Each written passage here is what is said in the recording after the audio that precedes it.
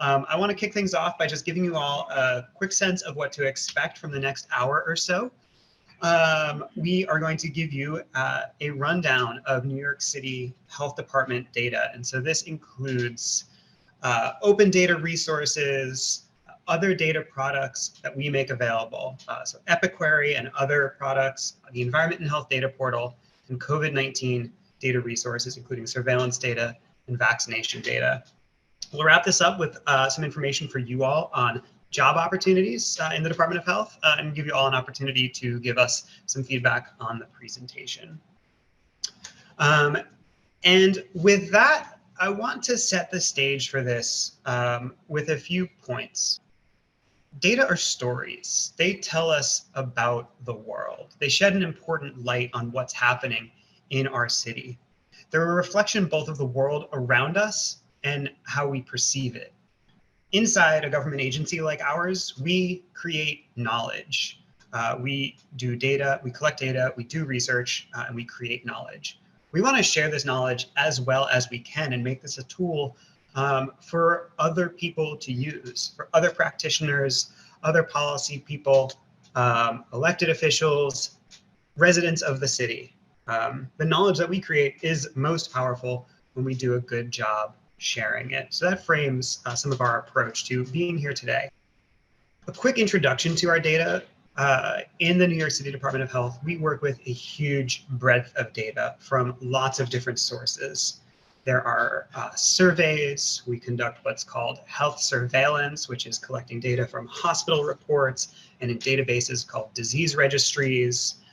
There are vital statistics, which collects data on births and deaths and other vital statistics. And there are data from operations, like inspections or administrative data, and more. There is just so much that we have access to that we're trying to learn from and share. Because we've got such a wide breadth of types of data, we often also have a pretty significant breadth of data products, different ways that we offer access and explanation of the data and knowledge that we create. And so we're excited for the opportunity to join you all today and give you a walk through what we work on and know and love. With that, I'd like to hand things over to my colleague, Martha, who will take things away. Thanks, Matthew. Part of our perspective and really what guides my work with data here is these words from our former health commissioner, Mary Bassett, who said that inequities in health are unfair, unnecessary, and avoidable. So I think that all of us in public health and in city government have an obligation to really work to minimize these inequities. In New York City, what we see in our data is that our neighborhoods are segregated by race and wealth. There are inequitable health outcomes, social outcomes, economic outcomes from persistent social and institutional racism. One of the affected outcomes is life expectancy. Next slide, Matthew. Life expectancy is a good catch-all measure to compare overall health from neighborhood to neighborhood because it's tied to rates of premature mortality, disease, and poverty. So on this map, you can see that the darkest shaded areas have the highest expected life expectancy and the lightest shaded areas have the lowest expected life expectancy.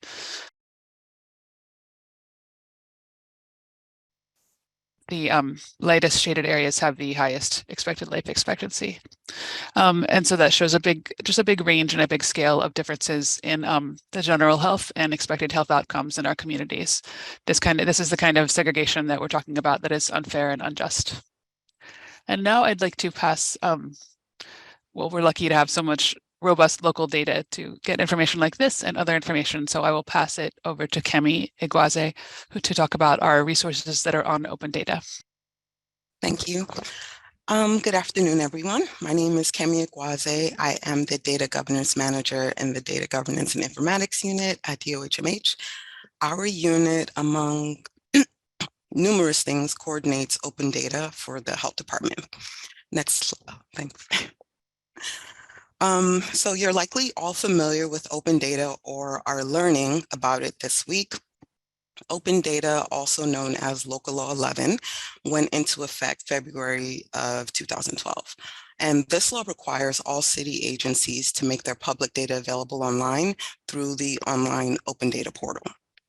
Now, prior to and leading up to this law, DOHMH had already been making health data accessible to the public through our public health website, Eguaze system, and through various publications, including our vital signs, city health information, and of course, through the media. Some of these examples are on the slide. Since the 2000s, the health department has added mechanisms for providing health information to our constituents, including other new publications, the Epi Data Brief and the Community Health Profiles, a CDC-supported environmental and health data portal, and a data catalog providing descriptions of our data sources and contacts to access them if they are permitted to be disclosed.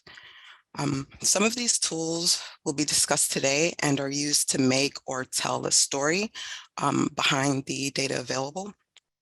The data provided in these systems and publications are derived from the department's underlying data assets, many of which are protected under privacy, security, and/or HIPAA protections.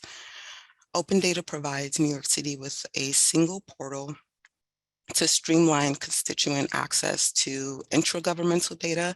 So that, of course, includes the health department.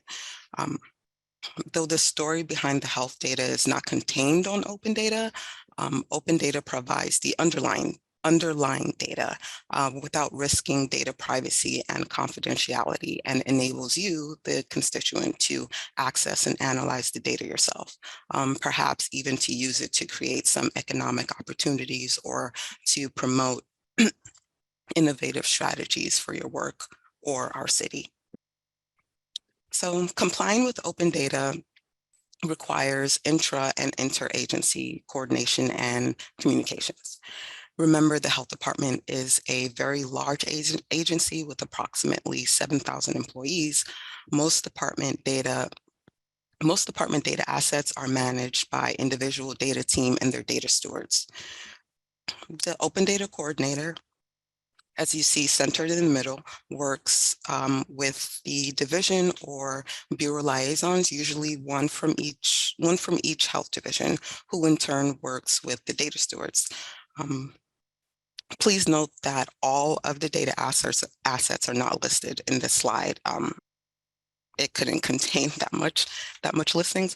So here we see data from our Division of Disease Control, Environmental Health, Epidemiology and Survey and Administrative data. But the health department has additional divisions with additional data assets on open data, some from family child health, mental hygiene, health equity and community wellness, and emergency preparedness.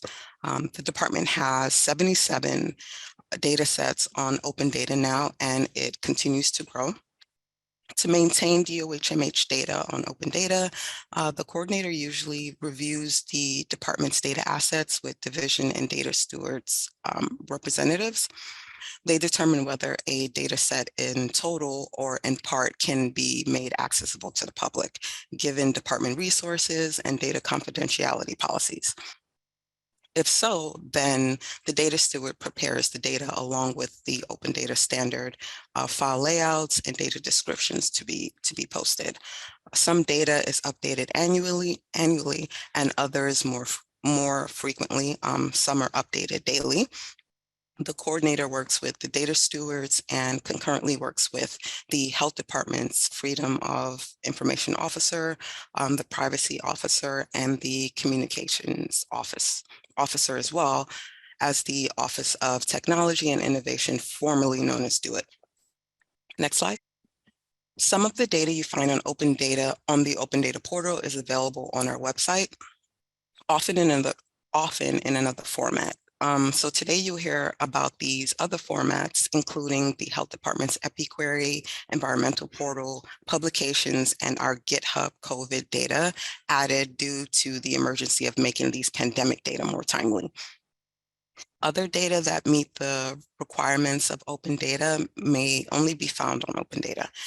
Every year, according to the law, the health department reviews our internal data assets, new and old, to determine what meets open data criteria and work with the data liaisons and data stewards to make it available onto the open data platform.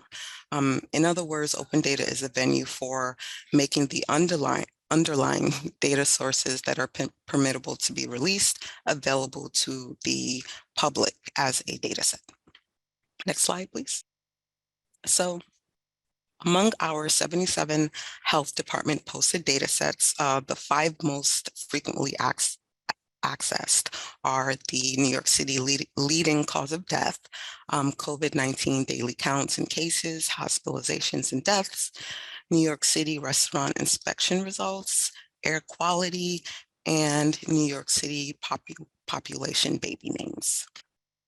Next slide, please. Oh, okay. The agency is expecting to release the following data sets. These are pending posting of OTI.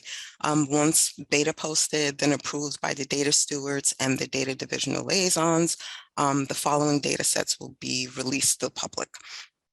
So the data sets are adding chemicals to water supply permit holders, cooling tower registrations, COVID-19 data by neighborhood, molecular test result turnaround time, same data set but by zip code, and senior adult daycare, senior centers inspections. Just to note, most of these, if not all, are already available on our agency website. It's just currently pending release onto open data. Next slide, please. And of course, most of the recent data had focused on COVID-19.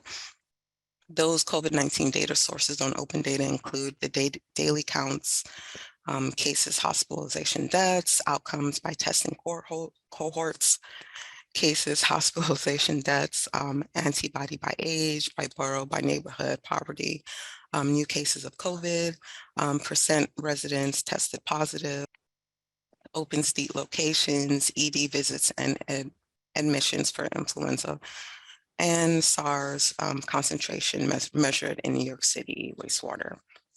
So now I'll hand it over back to Martha to hear more about the stories behind the data and what health data tools can be found on DOHMH's websites.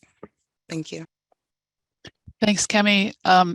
Before I go into my slides, I just wanted to say that if you have questions while we're going along, feel free to type them in the chat and we will try to answer them there or at the end of our presentation.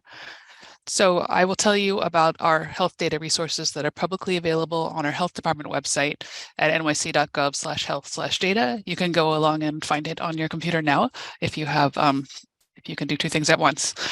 So these resources are available to everyone. We know they're used by other city agencies, community-based organizations, students, researchers, reporters, and of course you can use it for things like research, grant writing, policy formation, and programming and evaluation.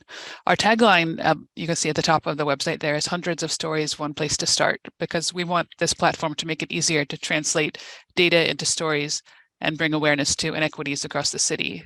So we try to make it easy to find and use the data. This page right here is what it looks like when you go to nyc.gov/health/data. You can also just go to nyc.gov/health, and what you'll do is go to the data, the blue, you'll click on data at the top of the page. It's one of the options along with COVID, about, etc. And when you go to the data tab, you have 3 options: interact and visualize, data sets, and publications. So I'll tell you a little bit more about what is on each of those tabs. Next page, please. Slide, yeah. So I recommend always starting at publications if you have like a specific research question, because you might find something written about it already. Maybe someone has done an analysis of the particular topic or set of topics that you're looking at. We have several series the Vital Signs, Epi-Data Brief, and Epi-Research Report. A lot of our publications focus their analysis on health equity, and some highlight our research methodologies and how we use data. We have several new publications on the impacts of COVID-19. We also release special reports. Some are specific to certain diseases, like the hepatitis-free New York City report, and others feature in-depth analyses related to specific populations. The most recent example is the Health of Asians and Pacific Islanders in New York City report. This focused on the social determinants of health, well-being, and health outcomes among New York City's Asian and Pacific Islander communities. The next part of the tab is data sets. Next slide, please. So if you want to do analysis, this is where to go. You can view and download survey data files, documentation, questionnaires, and sample SAS programs for analysis. These are great resources for data analysts and students.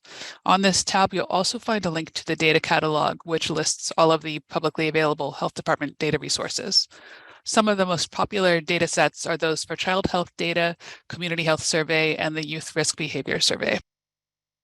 And next slide, please.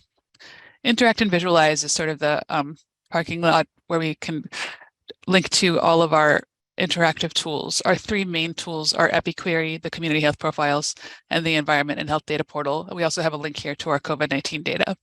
Each of these tools is different, but the general idea is the same because they aim to make it easier for anyone to access and use health department data regardless of their skill with using data.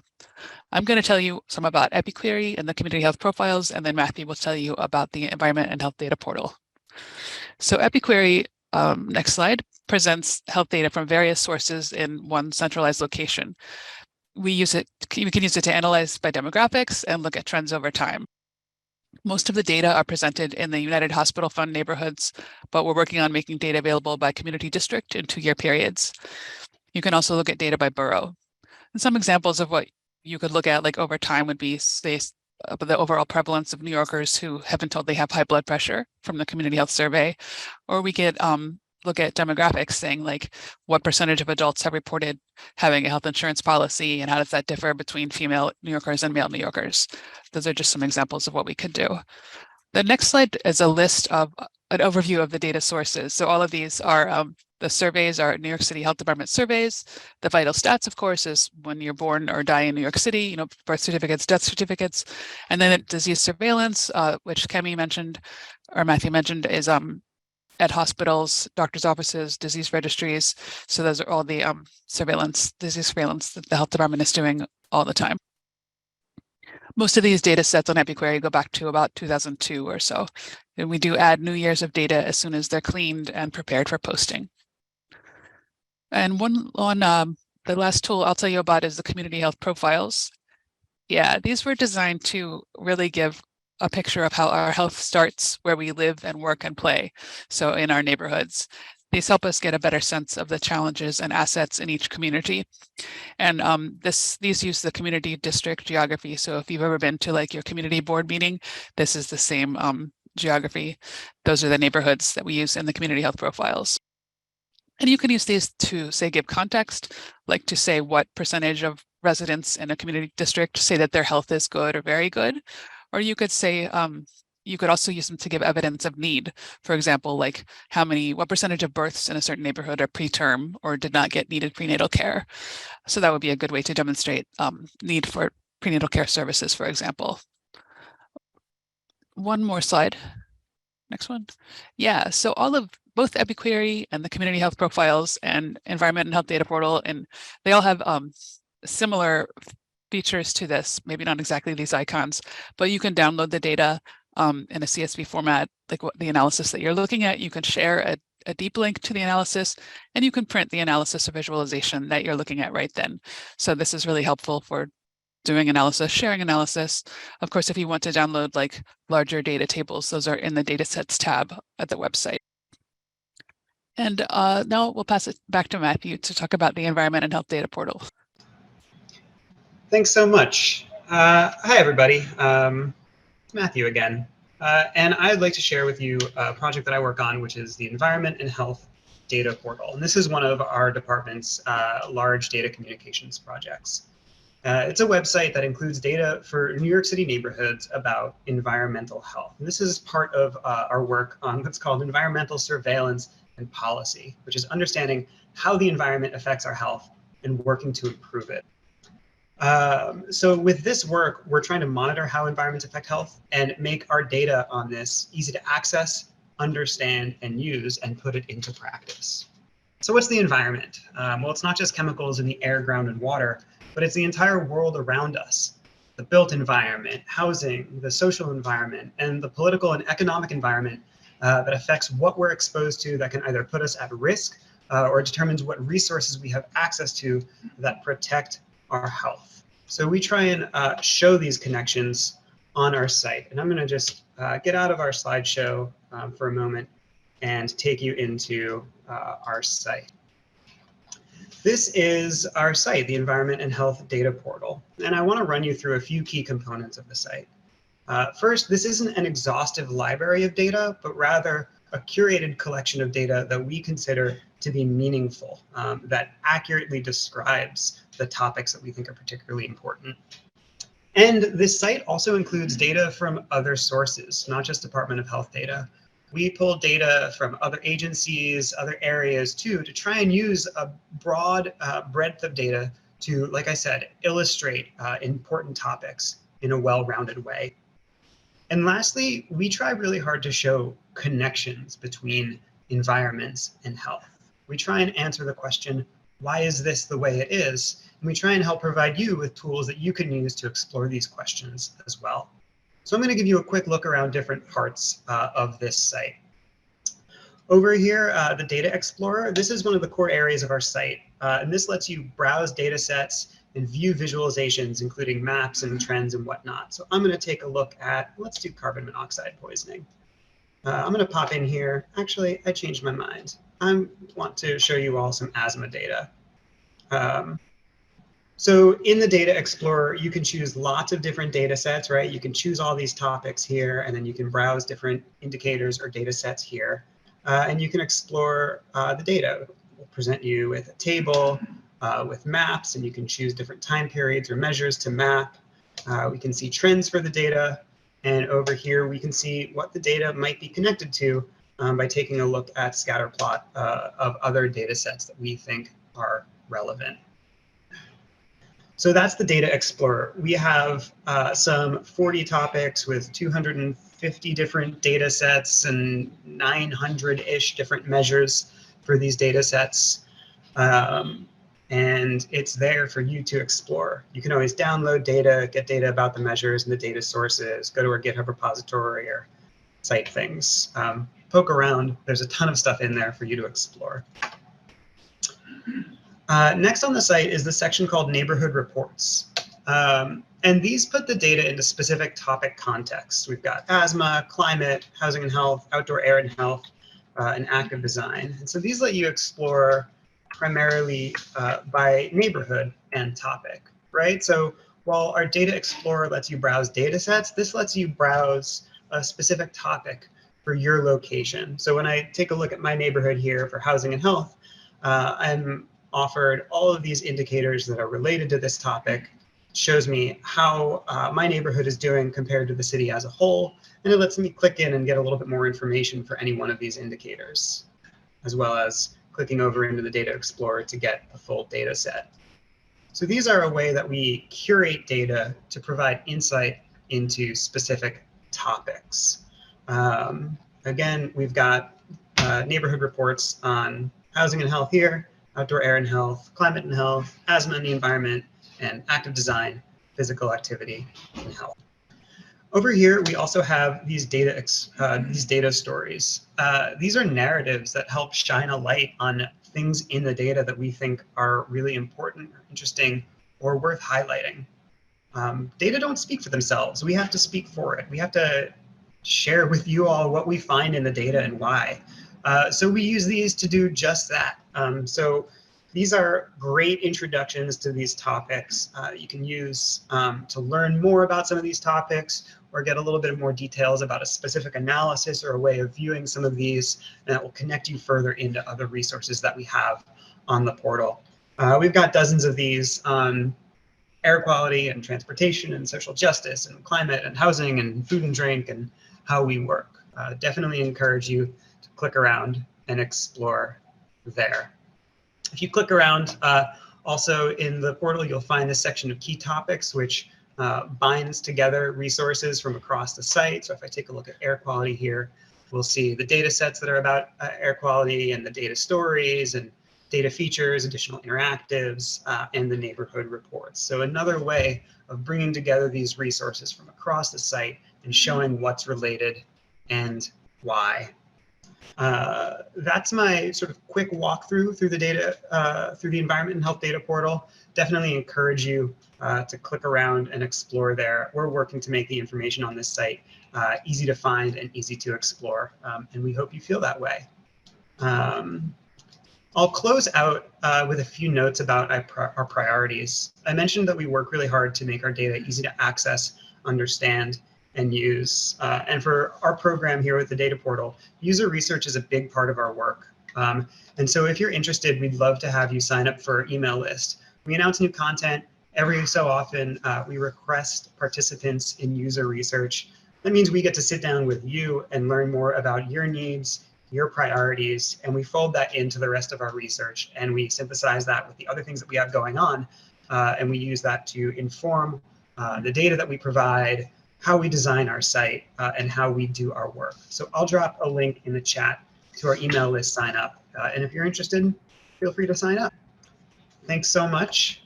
That is my spiel on the Environment and Health Data Portal, and with that, I'd like to hand it over to Hilary, who will walk you all through our COVID data. All right. Hi, everybody. Go to the next slide. So some of you may be familiar with this page on our website. This is where we've been posting our COVID surveillance information for the past 3 years, and it's changed a lot during that time and will probably continue to change. But for many New Yorkers, this is where they have turned for our latest information on COVID. Next slide. So first, I just want to take a step back and sort of talk about what surveillance data are and what we do with them. Disease surveillance data includes health information that has been systematically collected from a variety of sources, which is then analyzed and interpreted to inform our public health actions. So when someone is diagnosed with a specific disease or condition, New York City healthcare providers and labs are required to report that information to the health department. Next slide. And because this comes from a lot of different sources, that data, when it reaches us, is very messy. So we do a lot of work to clean and standardize all the reported information, and then we use it to track diseases, inform our programs and policies, and prevent or respond to outbreaks. Next slide. And our COVID data specifically are a little bit different from our other health department data, specifically our health surveillance data. Firstly, we update our COVID data more frequently. We're currently posting every weekday. And second, there's less time between the point at which we receive the data and when we repost the data. Next slide. So what that means is that the information we present changes as our systems change. We're literally building the plane as we fly it. And it's been important that we do change in response because different data has been useful at different points during the pandemic. However, throughout this time, we've tried to document those changes and be very transparent so everyone has a clear picture of what's being communicated. Next slide. And overall, our goals for communicating the COVID information is to deliver a clear message and provide information that's useful for a variety of different audiences and really informed by their needs. And then hopefully that information will influence policy, prevent infections, and help us save lives. And with that, I will turn things over to Chip to talk about our COVID vaccination data. Thank you, Hilary. Hi, everyone. Thank you. My name is Chip Ko. I'm the Director of Integrated Surveillance and Data here at the Health Department, and I will be going over some of the COVID vaccination data. So on the next slide, as my colleague Hilary said earlier, we do have a rich amount of COVID data available to the public. So I'll be diving into vaccination data available on the second tab there.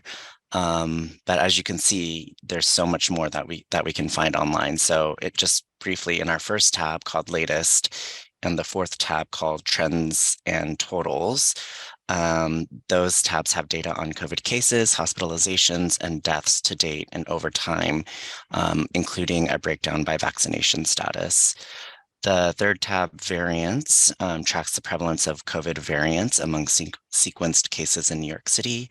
And then that fifth tab, data by zip, provides a profile of your neighborhood when it comes to COVID transmission and vaccination. So going back to data on vaccines in the second tab, this comes from the citywide immunization registry, which collects vaccination data on New York City adults and children throughout their lifetime. Our website specifically showcases vaccination rates by demographic group, by zip code or modified ZICTA, and also vaccination trends by day, which we'll go into in these slides. So next slide.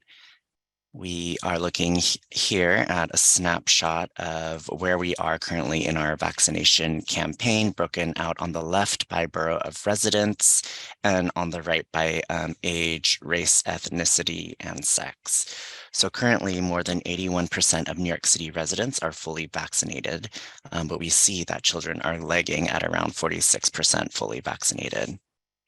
As Hilary mentioned, of just dynamically changing data, we've recently added data on the COVID bivalent shot, which is represented in the green bars. So uptake of the bivalent shot has been much slower than the primary series, with 15% of New York City residents having received a bivalent shot. You'll notice different navigation buttons above our visualizations. So the buttons above the visualizations allow you to select tabs to look at different age groups. And also below each visualization, you will also find a link to where you can download our data on GitHub. Next slide.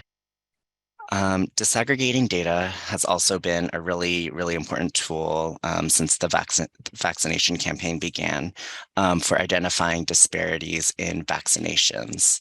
So vaccination rates are lowest in Brooklyn and highest in Queens. Rates are lagging among children ages 0 to 4 in general, but rates are particularly low among Black and Latino children ages 0 to 4. So this is just showing that looking at finer cross sections of data has really helped us to know, where to target community-based outreach and also vaccination education efforts. Next slide. To that point, we also have a lot of maps on our website, and this has helped bring attention to vaccine inequities by neighborhood related to systemic issues, such as lack of healthcare access and distrust in the medical community. So looking spatially has also helped us understand how patterns in vaccine coverage relate to COVID burden. Here in this image, we see the hospitalization rates over the last 90 days on the upper middle and percent of New York City residents fully vaccinated in that map on the bottom right, with the burden generally being highest in low vaccinated areas such as Southern Brooklyn, Staten Island, and parts of the Bronx. This correlation was more prominent during the peak of the pandemic compared to now, but I think it's still helpful to look at some of these metrics at a geographic level. Geographic data has helped to inform placement of vaccination media ads, as well as pop-up vaccine sites using mobile buses. Next slide. A neat tool that we have on our website allows you to see your neighborhood, how your neighborhood is doing in regards to cases, hospitalizations, deaths, and vaccinations. So similar to the tool that Matthew had on his environmental portal. So you simply just type in your neighborhood and it brings up data summaries for your area and also how it compares to the rest of the city. Here we're looking at Williamsburg, and we see that their vaccination rates are one of the lower ones in the city. Next slide. That variant tab that I mentioned in the beginning tracks the prevalence of COVID variants among sequenced cases in New York City. So here we see that as of February 25th, 90% of sequenced cases were the variant XBB.1.5, which is an Omicron subvariant. So we regularly update this so you can kind of see which variants are most prominent in the city. Next slide. Importantly, we also have data on trends in doses administered, which has often tracked with expansion in eligibility over time for vaccines and also mandates. We also have coverage trends over time, which highlight where we can do better in closing gaps in coverage. On the right, we're showing coverage by age again, and again, just pointing out that low coverage among 0 to 4 residents. Next slide. So data on vaccines, cases, hospitalizations, and deaths are all available on GitHub currently and updated weekly on Thursdays. You can reach our site by going to github.com/NYC Health, and you'll see you can navigate from there.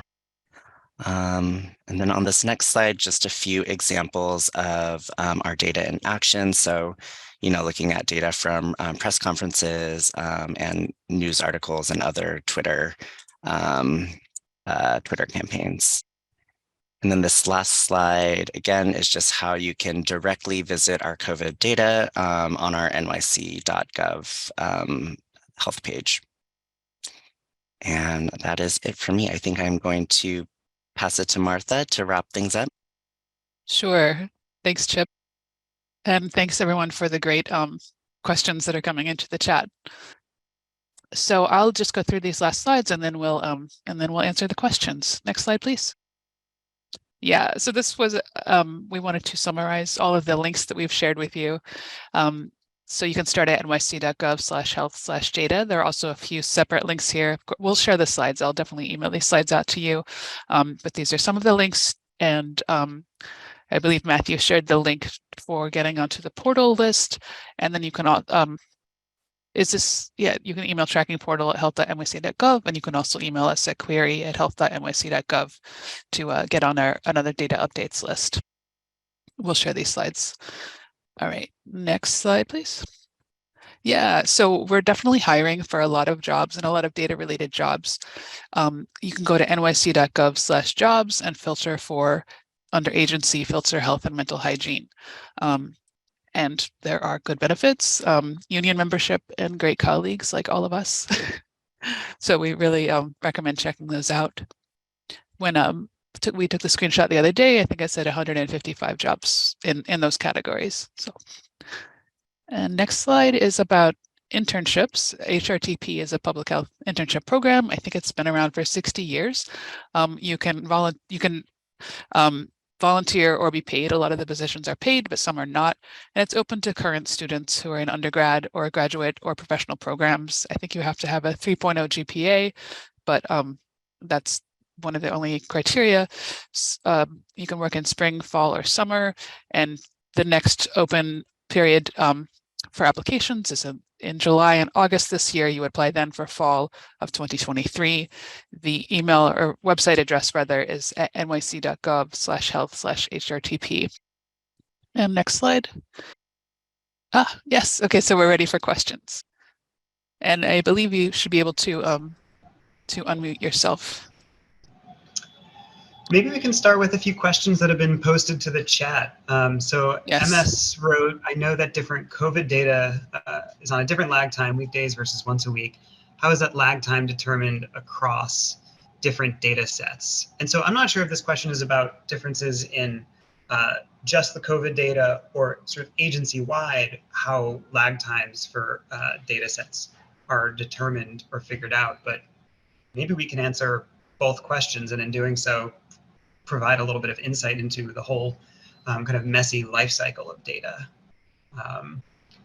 I think I have like a quick answer, and then Hilary, maybe you can provide more context, and other health department folks feel free to chime in as well. But from my perspective, looking at environmental data and health data, we see different data sets being available sometimes very quickly, and other times with a very long lag. And really this depends on the data source, right? So how quickly those data can go from the sort of like raw, quickly reported data into a format that we can use. So an example is hospitalizations data, are data that we get from the state. So we're working on their timelines a little bit.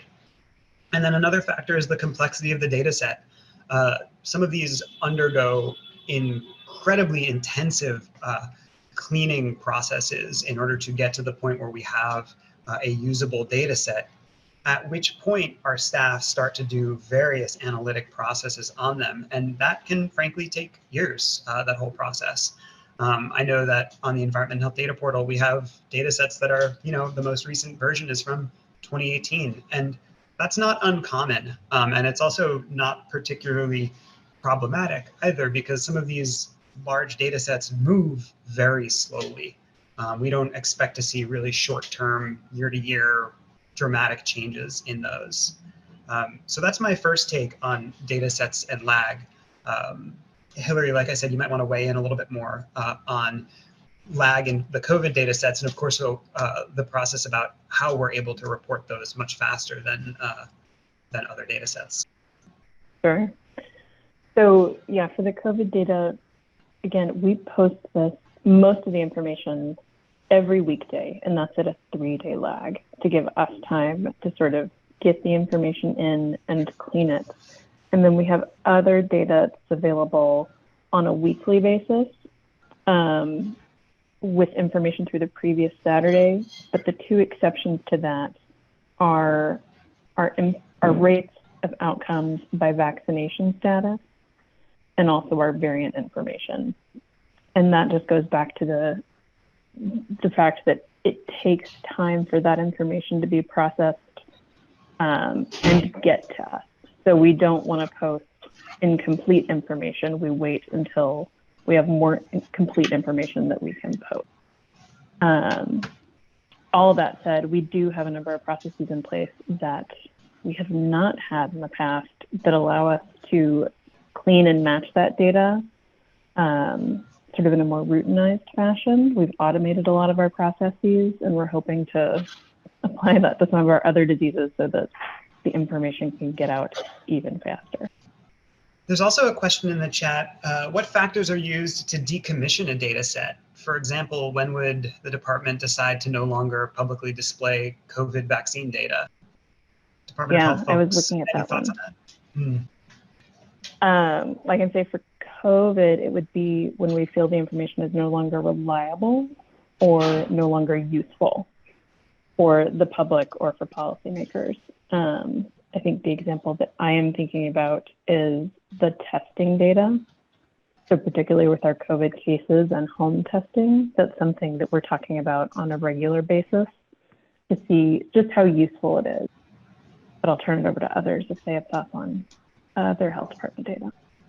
Yeah, I can say that I've definitely seen various teams in my bureau decide to no longer update and publish data. And I think that has to do with the sort of public health relevance. Sometimes it's just, it's not like those data no longer exist, but there's not the same priority in looking at it, analyzing and reporting that when priorities have shifted and maybe there aren't particularly exciting or important findings happening in a specific area.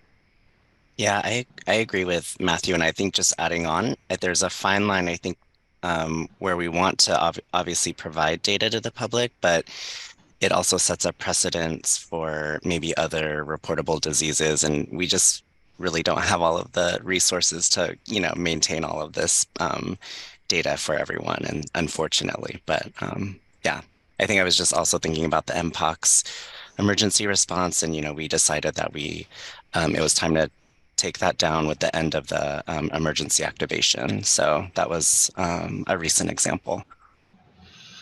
And COVID is a great example too, and I'm sure that Hilary can also speak more to this, but in the process of publishing COVID data, one of the big questions that we all tackled throughout was, okay, when we start publishing these data, we want to commit to providing a really steady and reliable data stream for other people who may be using this. What's that cost down the line? And we we interacted really significantly with that question of, all right, like, do we stop publishing something that we think is no longer a helpful way of looking at a certain topic? Something that, you know, different groups within the agency approach in different ways.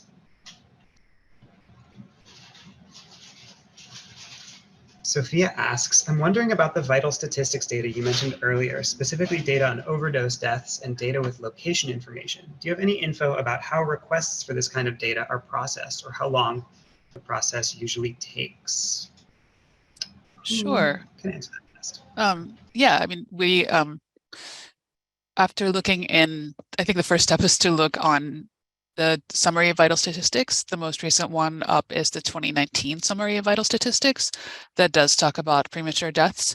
And then usually if you can't find what you need in there, you email, email them to sort of set up a data request. Sometimes it's like, I'm thinking this is what I might want to request, and they can help you put in the formal request. And that could take a couple weeks to get the data. They would let you know when you make the request, they'd let you know how long it would take. Sure. Oh, so I will unmute a colleague of mine here so she can help answer this question. Ryan, can you help? Oh, maybe I can do this. Sorry. Thank you. Hi, this is Kinjia Hingeland. I'm a colleague of the presenters here. To Sophia's question specifically about overdose deaths, I just wanted to point out that there are deaths due to overdose that are reported in the vital statistics summary that Martha mentioned, and that's following kind of the standard way that those deaths classifications would be reported up to the federal level.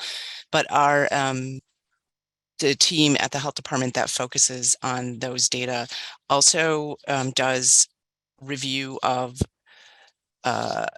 medical examiner records and to look at all drug involved deaths, and they publish those data yearly in an epidata brief. So look under the publications tab in the data section of our website to find those data briefs. And they also do publish sort of some quarterly statistics of provisional data. So you would be able to find pretty rich information from those published sources as well. What other questions can we answer for you all? Yeah, Sophia raises a point that our team is interested in data with location information, which, yeah, absolutely can be very tricky to get, as obviously there are significant privacy implications there. Our agency goes to great lengths to protect the privacy of the people that our data represent.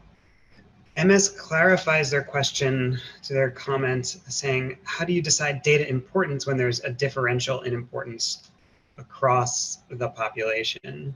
That's a good question. I think it's a little bit difficult to answer because it gets deep into, I think, some hypotheticals and levels about distribution of resources that maybe are happening at a much higher level than those of us here.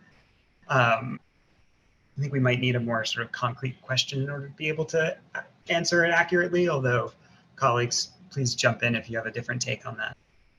No thoughts, folks?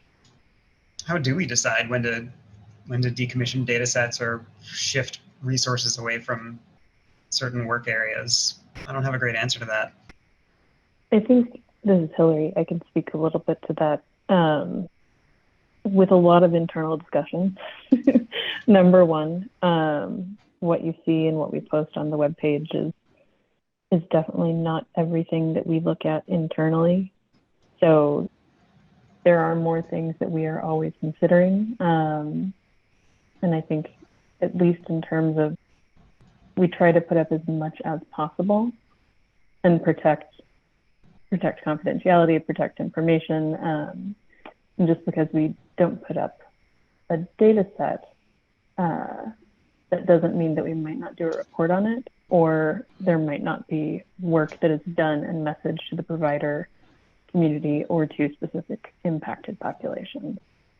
That's a good point, Hilary, which actually gets at you know, maybe a point that's relevant to this crowd, which is that a lot of the stuff that we publish isn't really open data. It's open statistics, but it's not the record level data, since those records are protected health information. And in order to go from records to statistics data, we put in so much work in order to sort of clean and analyze in accordance with epidemiological standards. That a lot of work goes into sort of determining what and how gets published with public health meaning and importance attached to it.